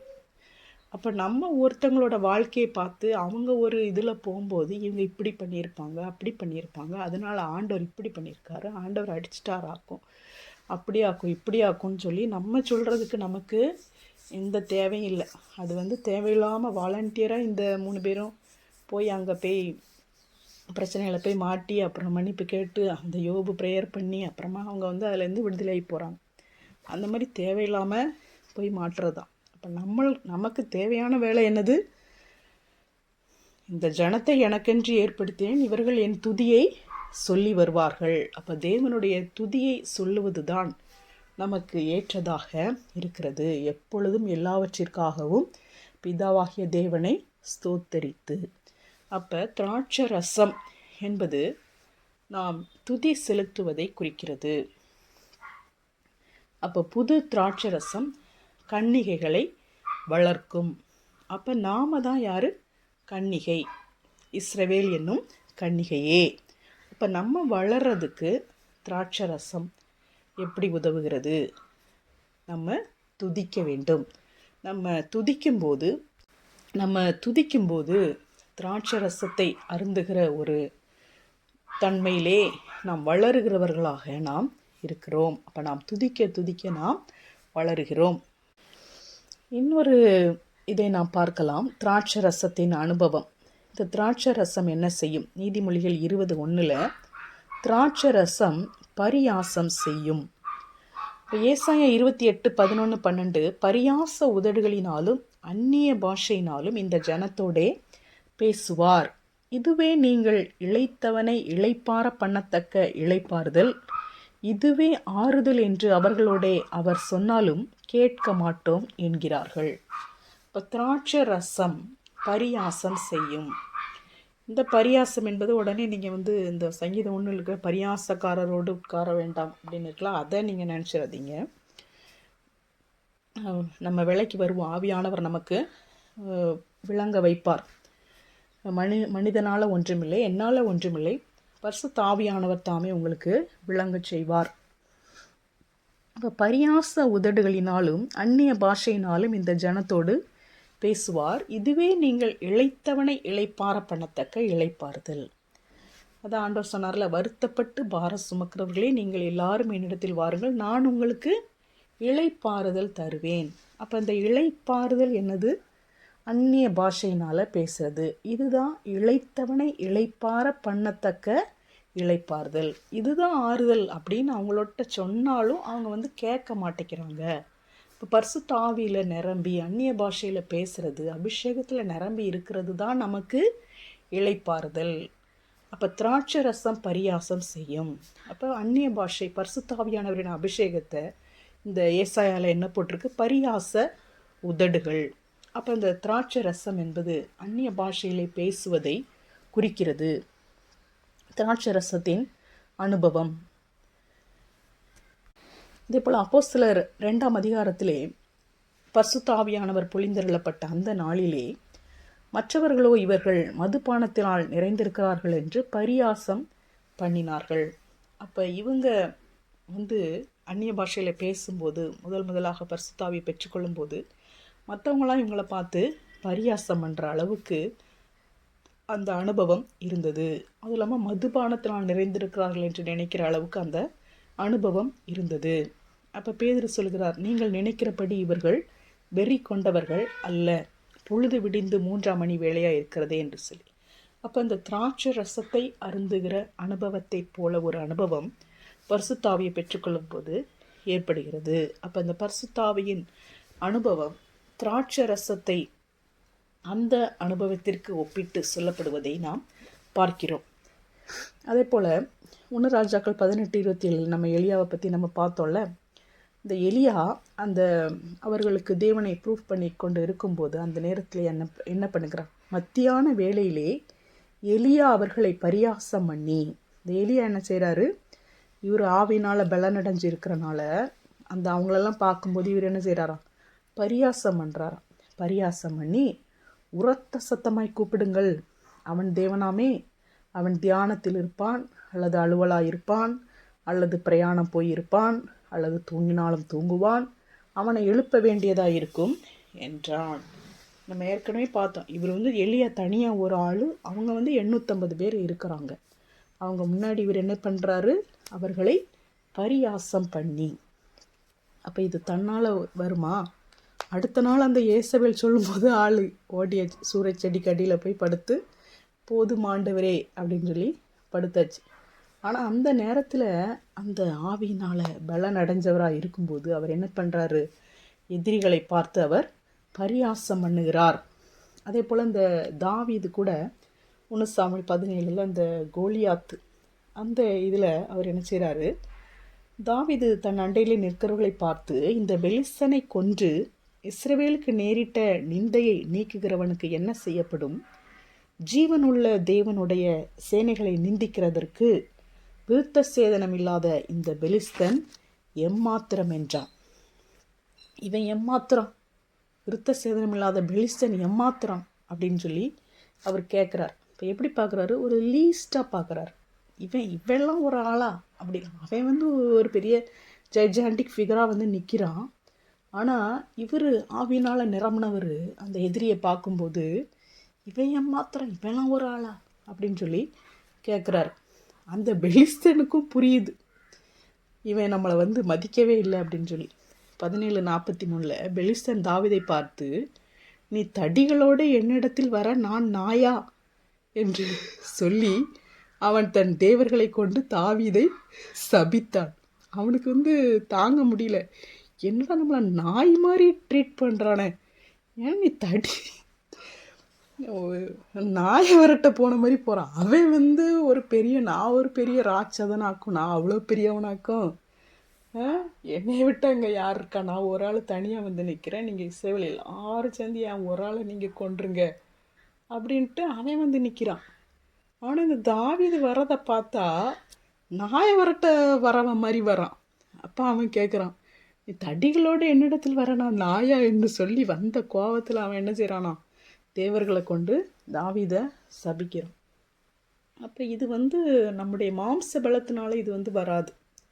அதுதான் திராட்சரசம் பரியாசம் செய்யும் என்று சொன்னால், அப்போ பரிசுத்த ஆவியினால் நம்ம நிரம்பி இருக்கும்போது, அப்போ எதிரிகள் நமக்கு எதிராக இருக்கிற சூழ்நிலைகள் அது நம்மை பயமுறுத்தாது. அது நமக்கு அற்ப காரியமாக நமக்கு இருக்கும். அதை கர்த்தர் என்ன செய்வார், மழை போல பிரச்சனை வந்தாலும் அது பனி போல விலகும் என்று சொன்னது போல, பிரச்சனை எவ்வளவு பெரிதாக இருந்தாலும் பரிசுத்த ஆவியானவர் நம்மோடு கூட இருக்கும்போது அது மிக எளிதாக பரிசுத்த ஆவியானவருடைய பலத்தினாலே நாம் ஜெயிக்க முடியும். அதுதான் திராட்சரசம் பரியாசம் செய்யும். அதே போல் இன்னொரு இது என்னவென்றால், திராட்சரசம் என்பது எதிரிகள் மீது வருகிற ஆக்கினையை குறிக்கிறது. நமக்கு பலனை கொடுக்கிறது, தைரியத்தை கொடுக்கிறது. எதிரிகள் மீது தைரியமாக நிற்பதற்கு, முன்பாக தைரியமாக இருந்து யுத்தம் செய்வதற்கு, செயல்களை செய்வதற்கு, காரியத்தை செய்வதற்கு தைரியத்தை தருகிறது. எதிரிகள் மீது ஆக்கினையை செலுத்துகிறது. 1 சாமுவேல் 17:45 அதற்கு தாவீது பெலிஸ்தனை நோக்கி, நீ பட்டயத்தோடும் ஈட்டியோடும் கேடகத்தோடும் என்னிடத்தில் வருகிறாய், நானோ நீ நிந்தித்த இஸ்ரவேலுடைய இராணுவங்களின் தேவனாகிய சேனையுடைய கர்த்தரின் நாமத்திலே உன்னிடத்தில் வருகிறேன். அப்போ இவர் பரிசுத்த ஆவியில் நிரம்பி இருக்கிறவர். இவர் அந்த ஆக்கினையை சொல்கிறார் பாருங்கள், எதிரியின் மீது ஆக்கினையை அவர் சொல்கிறாரு. இன்றைய தினம் கர்த்தர் உன்னை என் கையில் ஒப்பு கொடுப்பார், நான் உன்னை கொன்று உன் தலையை உன்னை விட்டு வாங்கி பெலிஸ்தருடைய பாளையத்தின் பிணங்களை இன்றைய தினம் ஆகாயத்து பறவைகளுக்கும் பூமியின் காட்டு மிருகங்களுக்கும் கொடுப்பேன். அதனால் இஸ்ரவேலில் தேவன் ஒருவர் உண்டு என்று பூலோகத்தார் எல்லாரும் அறிந்து கொள்வார்கள். கர்த்தர் பட்டயத்தினாலும் ஈட்டினாலும் ரட்சிக்கிறவர் அல்ல என்று இந்த ஜனக்கூட்டம் எல்லாம் அறிந்து கொள்ளும் யுத்தம் கர்த்தருடையது, அவர் உங்களை எங்கள் கையில் ஒப்பு கொடுப்பார் என்று சொல்லி அந்த ஆக்கினையை அவர் சொல்லுகிறார் எதிரிகளின் மீது. அதே போல் அங்கு நடந்ததை நாம் பார்க்கிறோம்.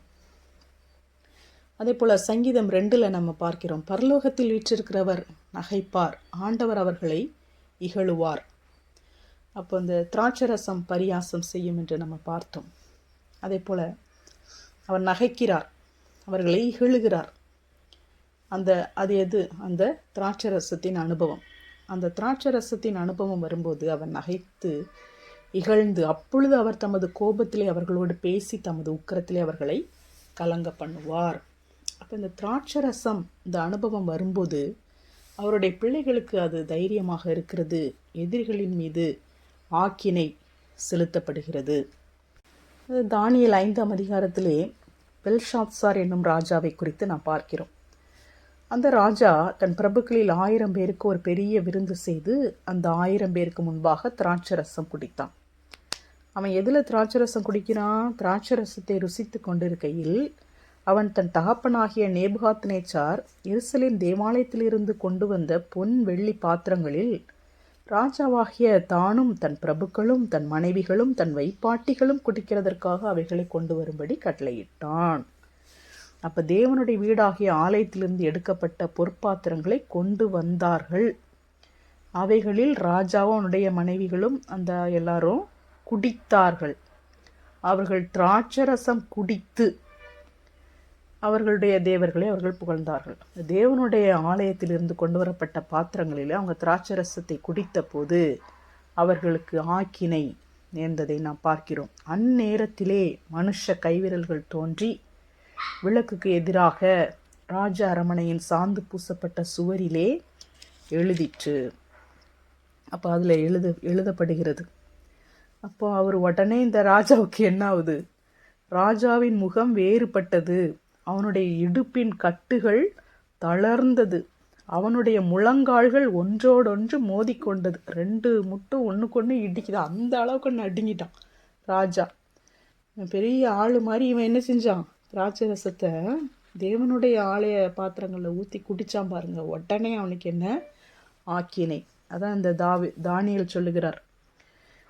தானியேல் பெல்ஷாத்சாரை பார்த்து சொல்லுகிறார், உனக்கு நான் இந்த ராஜா சொல்லுவார், நீ இதை இதுக்குள்ள அர்த்தத்தை சொன்னா உனக்கு ரத்தாம்பரம் தரேன், கழுத்தில் பொற்சரப்பணியை தரேன், ராஜ்யத்தில் 3ஆம் அதிபதியாக நீ இருப்ப அப்படின்னு சொன்னோன்னே தானியேல் சொல்கிறார், உம்முடைய வெகுமானங்கள் உம்மிடத்திலேயே இருக்கட்டும், உம்முடைய பரிசுகளை வேறொருவனுக்கு கொடும்.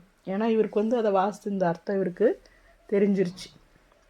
அவர் சொல்கிறார், நீங்கள் உங்கள் அப்பாவுக்கு என்னென்ன நடந்துச்சுன்னு உங்களுக்கு தெரிஞ்சிருந்தும் அவருடைய குமாரனாகிய பெல்ஷாத்சார் என்னும் நீரோவென்றால் இதையெல்லாம் அறிந்திருந்தும் உமது இருதயத்தை தாழ்த்தாமல் ஆண்டவருக்கு நேராக உம்மை உயர்த்தினீர்.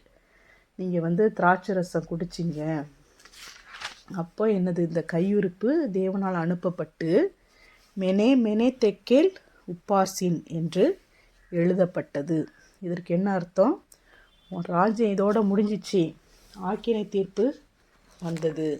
அப்போ திராட்சரசம் எதிரிகளின் மீது ஆக்கினையை ஏற்படுத்துகிறது. திராட்சரசத்தின் அனுபவம். அப்போ நாம் துதிக்கும்போது, நாம் அந்நிய பாஷையிலே ஜெபிக்கும்போது, பரிசுத்த ஆவியானவரால் நாம் நிரம்பி இருக்கும்போது நாம் எதிரிகளின் மீது ஆக்கினையை வரப்பண்ணுகிறோம். பரிசுத்த ஆவியானவர் தேவனாகிய கர்த்தர் எதிரிகளின் மீது ஆக்கினையை அவர் அனுப்புகிறார். அதான் நமக்கு சொல்லியிருக்கார், பழி வாங்குதல் எனக்குரியது, நானே பதில் செய்வேன், நீங்கள் ஒன்றும் செய்ய வேண்டாம், உங்களுக்கு தீமை செஞ்சவங்களுக்கு நீங்கள் நன்மை செய்யுங்க, நான் தான் பழி வாங்குவேன் அப்படின்னு ஆண்டவர் சொல்லியிருக்கார். நம்ம துதித்துட்டு இருந்தால் போதும். நம்ம துதித்துட்டு பாட்டு பாடிட்டு சந்தோஷமாக கர்த்தருக்குள்ளே நாம் மகிழ்ச்சியாக இருக்கும்போது, பரிசுத்தாவியிலே நிறைந்து அவருடைய அபிஷேகத்திலே நாம் நிரம்பி அந்நிய பாஷையிலே நாம் பேசிக்கொண்டே இருக்கும்போது நமக்கு விரோதமாக வருகிற எதிரிகள் நமக்கே தெரியாமல் இருக்கலாம். அந்த எதிரிகள் எல்லாம் தேவனாலே அழிக்கப்பட்டு ஒன்றுமில்லாமல் ஆவார்கள். வெளிப்படுத்தல் 14ஆம் அதிகாரம் 18ஆம் வசனத்திலே நாம் வாசிக்கும்போது, அக்கினியின் மேல் அதிகாரம் உள்ள தூதன். அந்த தூதன் யாரா? அக்கினியின் மேலே அதிகாரம் உள்ள தூதன். அந்த அக்கினியினால தான் ஆண்டவர் என்ன செய்ய போகிறாரு? ஆக்கினையை செலுத்த போகிறார். இரண்டாம் மரணம் எனது அக்கினியும் கந்தகமும் எரிகிற கடல். அப்போ இந்த தூதன் அக்னியின் மேலே அதிகாரம் உள்ள தூதன். இந்த தூதன் பூமியின் திராட்சை பழங்களை அறுத்து தேவனுடைய கோபாக்கினை என்னும் பெரிய ஆலையிலே போட்டான். நகரத்துக்கு புறம்பே உள்ள அந்த ஆலையிலே அது மிதிக்கப்பட்டது. இப்போ இந்த பூமியின் திராட்சை பழங்களை எங்கே போடுறான்? தேவனுடைய கோபாக்கினை என்னும் பெரிய ஆலையிலே போட்டான். அப்போ திராட்சை பழம்னா பூமியின் திராட்சை பழங்கள் இருக்கிறது, அதான் அந்த மதுபான வெறி கொள்ளாமல். அப்போ இந்த நம்ம திராட்சை ரசம் எடுக்கும்போது அது நம்மளை வளர்க்குது. புது திராட்சை ரசம் கன்னிகைகளை வளர்க்குது. ஆனால் எதிரிகளுக்கு அது என்னாவது? அது தேவனுடைய கோபாக்கினையாக இருக்கிறது. அது ஆலையிலே மிதிக்கப்பட்டது. அதுதான் ஸ்திரீயின் வித்து அவர் உன்னை நசுக்குவார், தலையை நசுக்குவார்ன்னு இருக்குல்ல, அதான் அந்த ஆலையிலே மிதிக்கப்பட்டது. அதே போல் 19:15 அவர் சர்வ வல்லமையுள்ள தேவனுடைய உக்கிர கோபமாகிய மது உள்ள ஆலையை மிதிக்கிறார். அப்போ அந்த மது உள்ள ஆலை அது எதை காட்டுகிறது? உக்கிர கோபம், தேவனுடைய உக்கிர கோபமாகிய மது உள்ள ஆலையை மிதிக்கிறார், நசுக்குதல். இல்லை 2 தெசலோனிக்கேயர் 2:8 அந்த அக்கிரமக்காரன் வெளிப்படுவான், அவனை கர்த்தர் தம்முடைய வாயின் சுவாசத்தினாலே அழித்து தம்முடைய வருகையின் பிரசன்னத்தினாலே நாசம் பண்ணுவார். அப்போ அந்த பிசாசானவனை சுவாசத்தினால அழிப்பார். அப்போ வாயின் சுவாசம் என்பது பரிசுத்தாவியான, கர்த்தருடைய வாயின் சுவாசம் என்பது பரிசுத்தாவியானவரை குறிக்கிறது. அப்போ பிசாசானவனை பரிசுத்தாவியானவரால் அவர் அழித்து நாசம் பண்ணுவார் என்று சொல்லி நாம் பார்க்கிறோம். இப்போ பரிசுத்தாவியானவர் பிசாசை அழிக்கிறவர், எதிரியின் கிரியைகளை அழிக்கிறவர். இப்போ திராட்சை ரசத்தின் அனுபவம் என்பது நாம் பரிசுத்த ஆவியானவரால் நிரம்பி இருக்கும்போது நம்முடைய எதிரிகள் அழிக்கப்படுகிறார்கள், பிசாசின் கிரியைகள் அழிக்கப்படுகிறது. பிசாசின் கிரியைகளை அழிக்கும்படிக்கே தேவகுமாரன் வெளிப்பட்டார். அப்போ பிசாசின் கிரியைகளை நம்ம அழிக்க வேண்டும். அப்போ என்னிடத்தில் விசுவாசமாக இருக்கிறவன் நான் செய்த கிரியைகளையும் என்னை பார்க்கலும் பெரிய கிரியைகளையும் செய்வான். அப்போ இயேசு பிசாசின் கிரியைகளை அழிக்கும்படியாக வெளிப்பட்டார். அப்போ நம்மளும் பிசாசின் கிரியைகளை அழிக்கும்படியாக இருக்கிறோம். அப்போ நம்ம எப்படி பிசாசின் கிரியைகளை அழிக்க முடியும்? பரிசுத்த ஆவியானவர் தான் அழிக்கிறவர். நம்ம அந்நிய பாஷையில் பேசி ஜெபித்து கொண்டே இருக்கும்போது பிசாசின் கிரியைகள் அழிக்கப்படுகிறது. வெளிப்படுத்தல் 20:8 இந்த 1000 வருட அரசாட்சிக்கு பின்பாக பூமியின் 4 திசைகளிலும் உள்ள ஜாதிகளாகிய கோகையும் மாகோகையும் மோசம் போக்கும்படிக்கும் அவர்களை யுத்தத்திற்கு கூட்டிக் கொள்ளும்படிக்கும் புறப்படுவான். அவர்களுடைய தொகை கடற்கரை மணலத்தனையாய் இருக்கும். இந்த 1000 வருஷ அரசாட்சிக்கு அப்புறம் இந்த பிசாசு என்ன செய்கிறானா, பூமியில் 4 திசையிலும் இருந்து எல்லாரையும் கூட்டிகிட்டு கடற்கரை மணல் மாதிரி எதிரிகளை கூட்டிகிட்டு அவன் சண்டைக்கு வரான் ஆண்டவர்கிட்ட. அப்போ அவர்கள் பூமி எங்கும் பரம்பி பரிசுத்தவான்களுடைய பாளையத்தையும் பிரியமான நகரத்தையும் வளைந்து கொண்டார்கள். அப்பொழுது தேவனால் வானத்தில் இருந்து அக்கினி இறங்கி அவர்களை பட்சித்து போட்டது. அவன் ரொம்ப பெரிய ஆளாக கடற்கரை மணலத்தனையாக அவன் எதிரியை வந்தாலும் அக்கினி வந்துச்சு. அக்கினி இறங்கினோன்னா அவங்க என்ன செஞ்சிட்டாங்க? பட்சித்து போடப்பட்டுட்டாங்க. அப்போ தேவனுடைய அக்கினி என்பது பரிசுத்த ஆவியானவரை குறிக்கிறது. அப்போ பரிசுத்த ஆவியானவருடைய அக்கினியினாலே எதிரிகள் நாசமாக்கப்படுவார்கள். அப்போ இன்னொரு காரியம், திராட்சை ரசத்தை குறித்து இன்னொரு காரியம் நம்ம என்ன பார்க்கலாம்னா, திராட்சை ரசம் என்று சொன்னாலே மகிழ்ச்சியை குறிக்கிறது. நம்ம ஏற்கனவே மகிழ்ச்சியை குறித்து நம்ம நிறைய பார்த்துட்டோம். தேவனுடைய சமூகத்தில் மகிழ்ச்சி இருக்கிறது என்று சொல்லி. அப்போ இந்த மகிழ்ச்சியை குறித்து திராட்சை ரசத்தின் அனுபவம் இது மகிழ்ச்சியை நமக்கு தருகிறது. சங்கீதம் 104 மனுஷனுடைய இருதயத்தை மகிழ்ச்சியாக்கும் திராட்சை ரசத்தை விளைவிக்கிறார். அப்போ இந்த திராட்சை ரசத்தின் மூலமாக மகிழ்ச்சி வருகிறது. மகிழ்ச்சி என்பது பரிசுத்தாவியானவரின் சந்தோஷம் என்று நாம் பார்த்தோம். இப்போ இந்த திராட்சை ரசத்தினாலே மகிழ்ச்சி வருகிறது என்று சொன்னால் பரிசுத்த ஆவியானவரால் மகிழ்ச்சி வருகிறது. அதே போல் மனைவியை குறித்து என்ன சொல்லப்பட்டிருக்கிறது?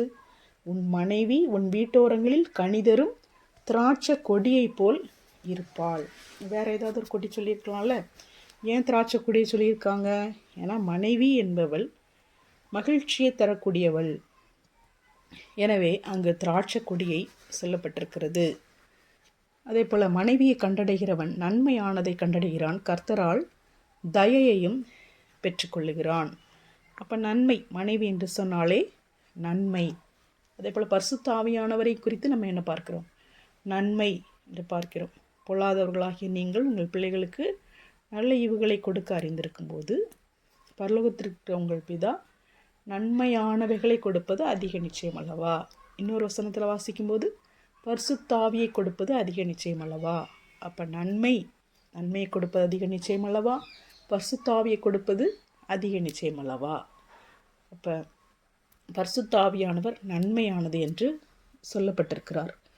அதே போல் இந்த மனைவிக்கு திராட்சை செடியை சொல்லியிருக்காங்க, அதே போல் மனைவியை நன்மையானதுன்னு சொல்லியிருக்காங்க. இந்த திராட்சை கொடி என்பது பரிசுத்த ஆவியானவரை குறிக்கிறது. உன்னத பாட்டு 1:2 உமது நேசம் திராட்சை ரசத்தை பார்க்கிலும் இன்பமானது, நாங்கள் உமக்குள் களி கூர்ந்து மகிழுவோம், திராட்சை ரசத்தை பார்க்கிலும் உமது நேசத்தை நினைப்போம்.